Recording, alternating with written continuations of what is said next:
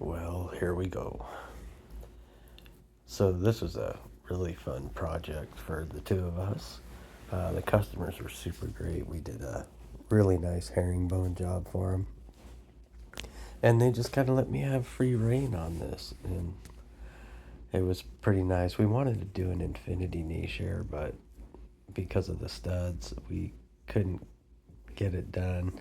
Had we known that we wanted to do that in the very beginning, then I'm sure that everything could have been framed differently. But we decided to go with this longer niche and also use a lighting up underneath it, so it looked pretty great in the end. All right, so let's start stacking these little tiles. Stand them tall like soldiers, right? Keep your mud fresh on the wall. That's what we like to do. I'm not a big fan of trying to get more done than or get more spread than I can get put up, within 10, 15 minutes. It's not a big deal to keep putting mud up and keep it fresh and get everything set properly so you have great coverage, right? Oh, well, I guess a shout out to Rosenbergs. It looks like they get quite a bit of shout outs on some of my videos. And right now, we've kind of running our first row, second row, third row. We're just getting everything wrapped all the way around so that we can have everything level because of a bench in here. I'm just trying to get one complete wrap all the way around this thing, and then I can start going from there. Um, we're gonna take this up and over the niche right now. I just like to throw those boards up there. It helps keep it level, and then after I pull them out, wherever there's been a little pinhole, I'll take and I'll fill those with some RSS sealant. So I'm never really too worried about ruining my waterproofing. I try to do my very best to keep everything well waterproofed.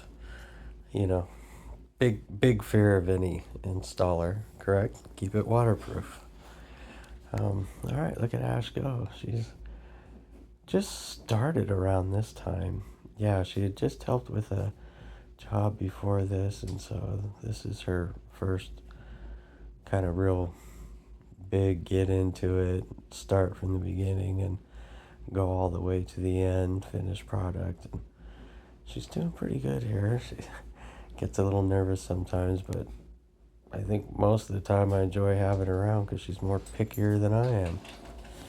All right, here we go. Like I say, I'm trying to get this wrapped, so I'm wrapping around this bench and everything, and then that way I have everything kind of stable and I can just stack. Looks like I'm doing a little bit on the niche. Oh yeah, getting my tape all set up so that when I drop those in eventually after I put this little edge on the seat up. Oh, here we go with the knees. Setting the base here.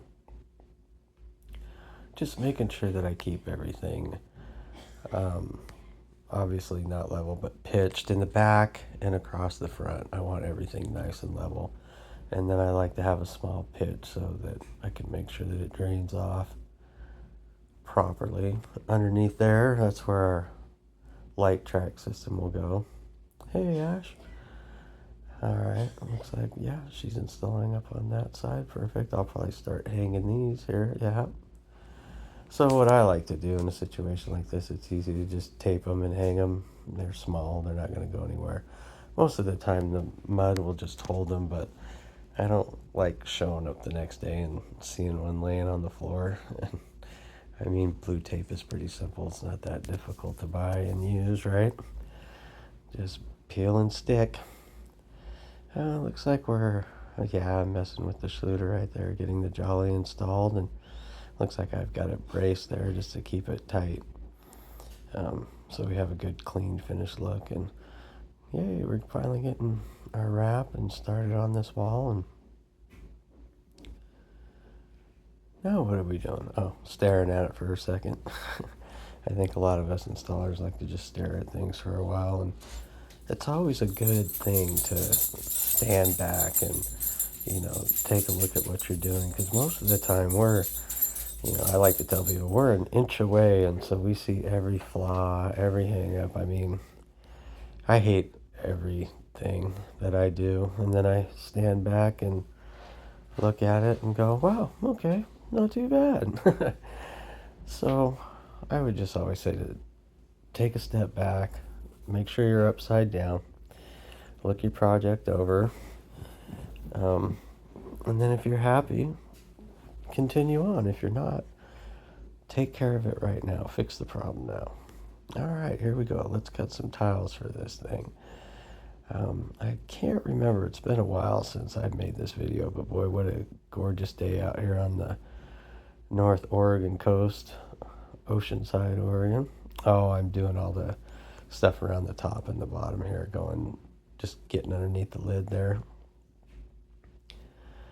Um, it was nice because, I had enough space left that I could get the trowel in there pretty easily and get the mud up, so I didn't have to fight that at all.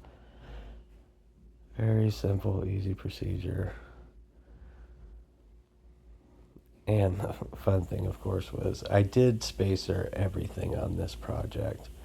Um, you don't have to with these tiles. You can drop them and get them tight together, but with the grout line that they create, it just doesn't look as clean when they're close together. It looks a little jagged, so I like to give them just a little bit of space, and that's what we did, 16th. So now we're going down here on the bottom, and yeah, sorry guys, it doesn't matter if you do your pan first or not. Yeah, um, because these are, these waterproof systems like this, it's mainly about evaporation. Everything underneath the tile is waterproof, so it's not a matter of flow, water in, water out. It's about water in, some water out, full on evaporation. And here we go once again, setting tile up top. And now we're cutting a bunch of little tiles and starting some cleanup. Good. Always best to show up the next day and clean everything that you set. The mud will be a little bit fresher and easier to clean, and it won't take as much time when you get to the end of the job. Sometimes, something like this, when you're setting, I don't know, 12, 1,300, how many ever tiles there were, quite a bit. When you're setting those, sometimes it goes fairly quickly, but once you start making cuts around niches and everything, I mean, a job like this can take 6, 7 days to set, sometimes a little bit quicker, sometimes not. And if you've let your mud set up that long and cure that long, it's just a lot tougher to get it out because it's hardened so much. So next day, get in there and get that mud out of your grout joints, and it'll just help in the end, keep everything clean. Putting the red heads on, keeping this floor level. We're coming down to the 0 entry, and now we're going to finally set the pan. It's a heated floor, which is always nice. These things were alright to work with.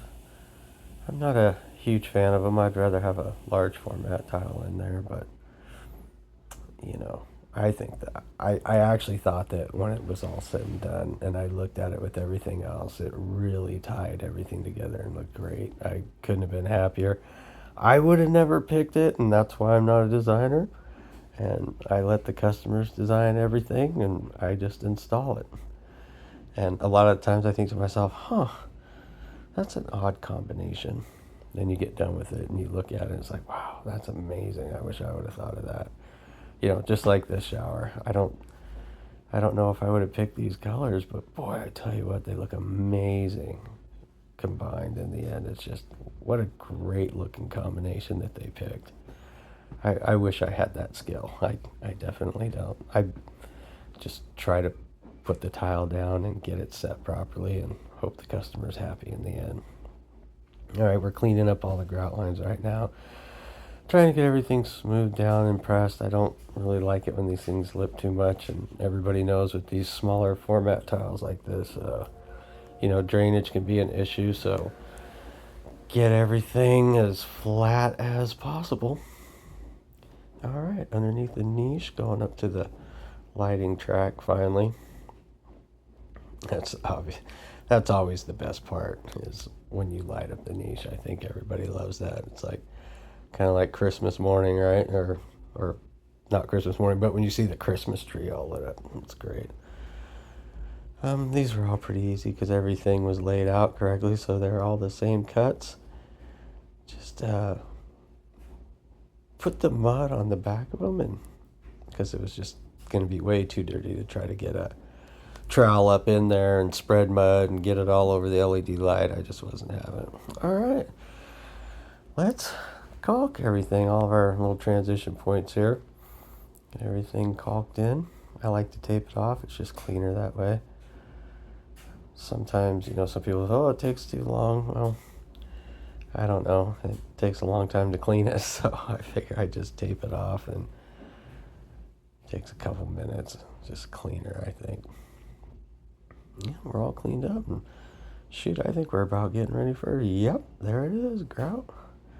That was Tech Grout. So Tech Grout, it feels a little bit similar to Prism, but it definitely flashes off much quicker.